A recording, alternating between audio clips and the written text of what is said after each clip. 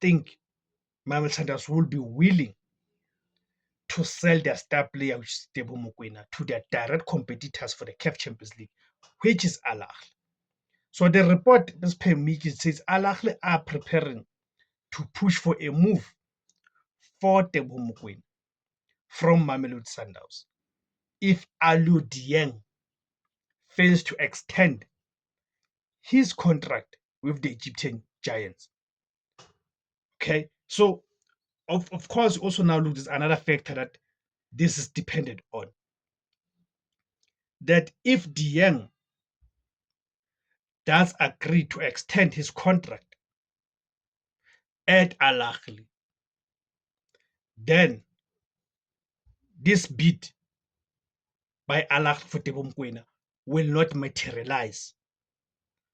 It means the Al Ahly hierarchy sees